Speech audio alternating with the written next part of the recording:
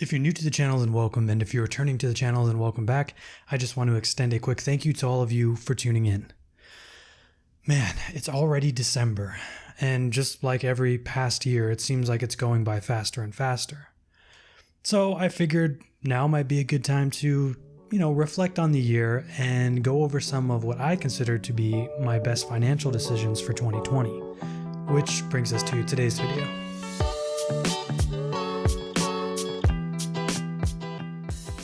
So for this list, I compiled 6 items that I considered my best financial decisions of 2020, and I tried to stick to, kind of the bigger things, right? I mean, I could talk about like, whoa, I got this coupon and got a really good deal by saving $5 on some purchase.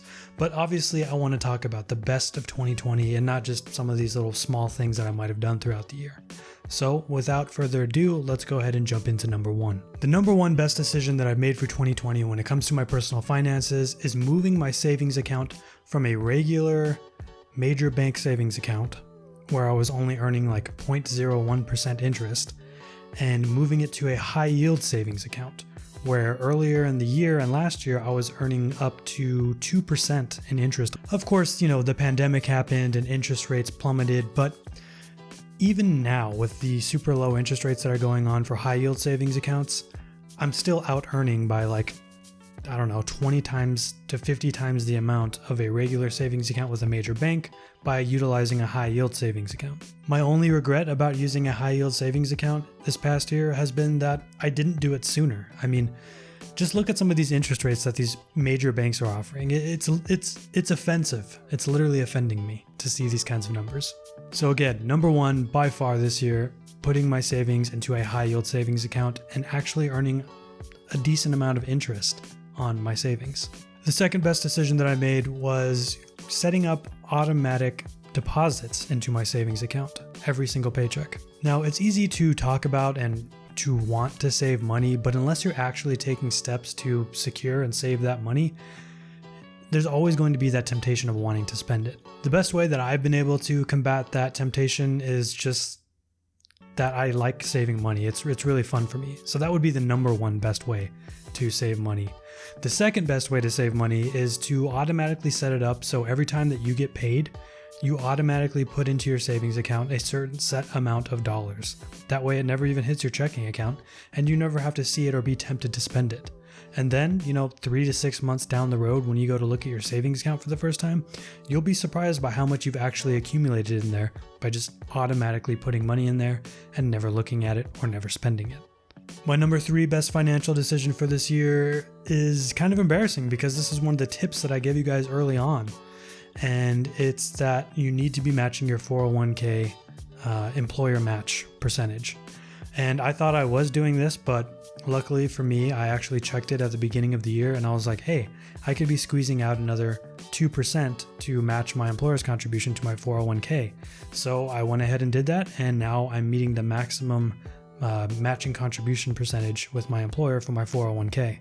And I was even worse about this in previous years because I would just do whatever was minimally set up. I think 2 or 3%, and my employer would be matching 6%.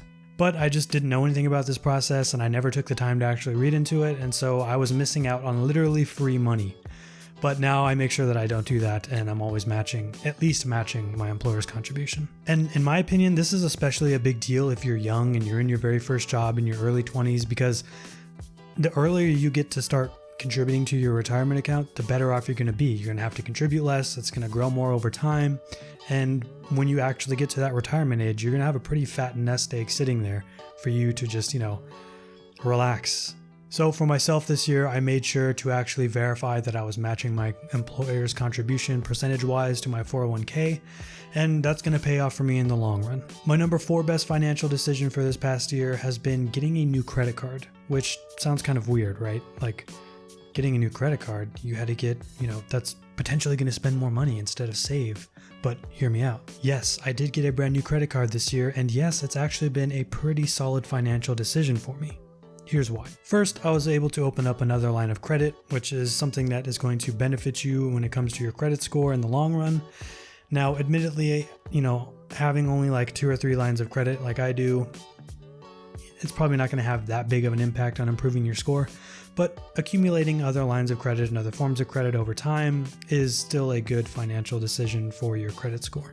But the real benefit for me, especially more in the short to medium term, has been the sign-up bonus and reward points that I got for applying for and getting this credit card. See, at the time that I signed up for this Chase card that I got, they were offering 80,000 bonus points if I was able to spend $4,000 within the first 3 months of getting the card. Now, yes, that does sound like a lot of money, but when I end up putting my rent costs there on the credit card as well as my regular expenses, it's actually pretty easy to spend that $4,000 limit within the 3 months of time.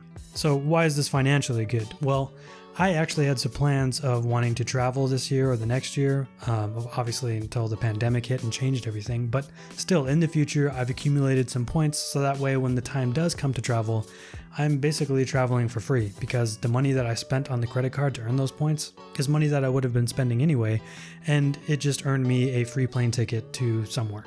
My number 5 best decision for 2020 has been opening up a Roth IRA.